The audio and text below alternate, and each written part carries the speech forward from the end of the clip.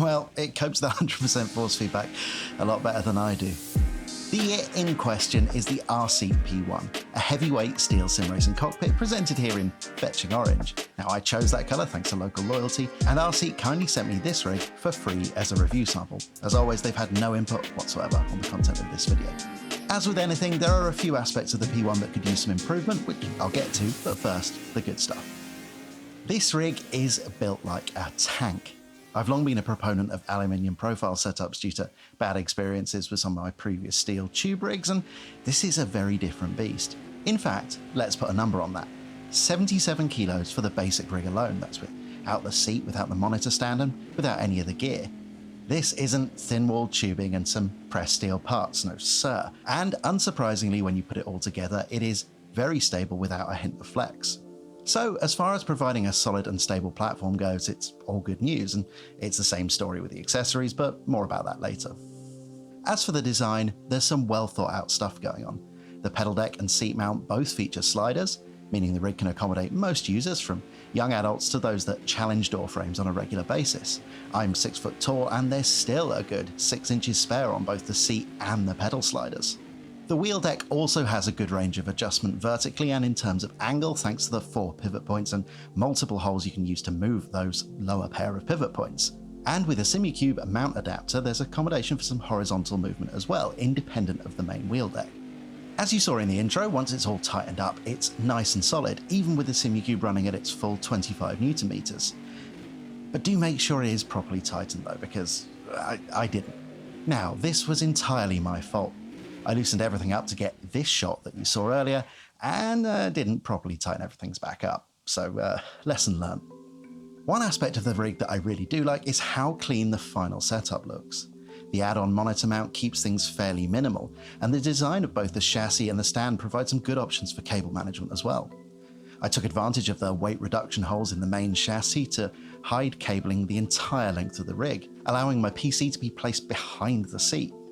Sure, that's not exciting, but it's actually really helpful. And look, you can even fit a 1/32nd scale Porsche 917 through the access holes. Moving swiftly on, and the rig doesn't come supplied with a seat, leaving you the option to supply your own or choose from the selection that RSeat offer. They sent me this leather bucket seat, which honestly wouldn't normally be my first choice. I generally prefer sports seats as they're often more comfortable, and I don't find that I need the added protection that a bucket seat offers in the sim. But this is extremely comfortable, much more so than an FIA approved seat from the likes of Sparco, OMP, or anyone else really, especially with my not exactly racing driver like proportions. Undeniably, it lacks the rigidity and the crash protection of a race certified seat, but it is plenty sturdy for anything you're likely to put it through on the rig.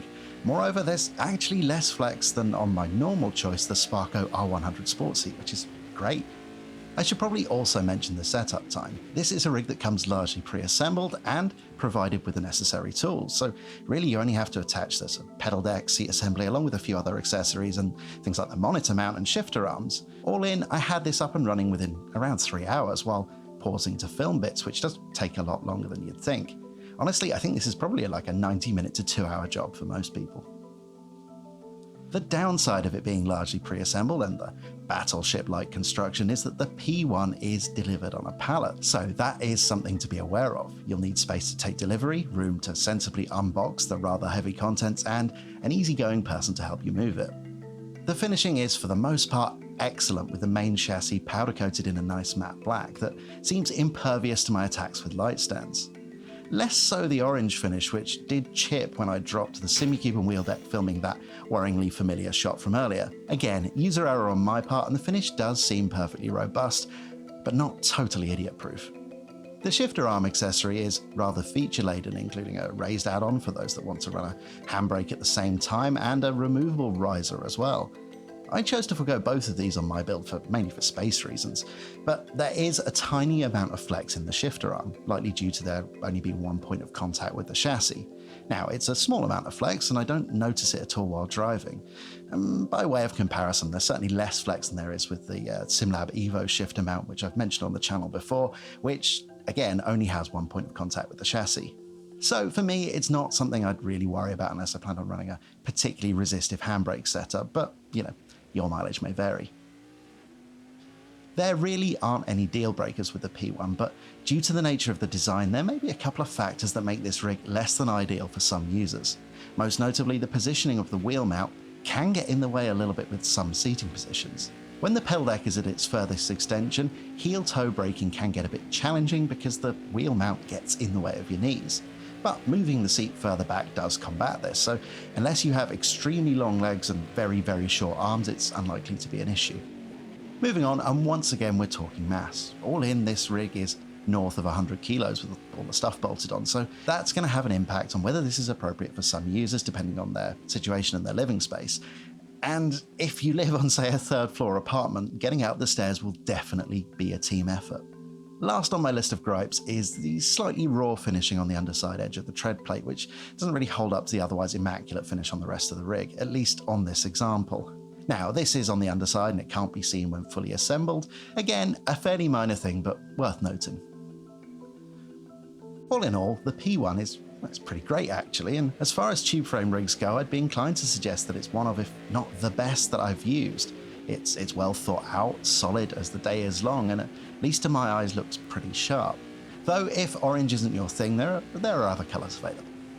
Most of the downsides to this rig are related to the weight of the thing, and for a lot of people that's really not going to be a problem. The minor finishing points that I mentioned earlier are something that's very common to other sim rigs, and it really does come with the territory to some extent.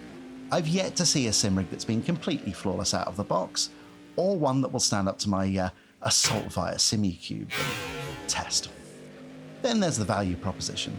The P1 is undeniably well engineered, well put together, and made from quality materials. And of course, that doesn't come cheap. The rig starts at €770, and adding a seat and a couple of accessories will easily take that figure north of $1,000.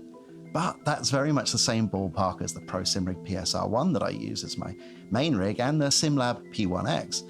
And it's also in the same ballpark in terms of size and strength as well. These are high-end rigs for people with sim equipment that need something solid underneath them. Now, the profile rigs offer a little bit more flexibility in terms of setup and expandability, but the trade-off is, well, mostly aesthetic and frankly the user-friendliness. As someone firmly in the profile is life cult, I have to say, I'm genuinely surprised by how much I like this rig. Now, in my day-to-day, I'm constantly chopping and changing gear, mounting cameras and lights, and generally using my rig as a workbench, and I think the profile route makes sense for that, but I know which one I'd rather have in my living room, and it's not the adult construction set. So, I guess it all ends with that messy business of personal preference.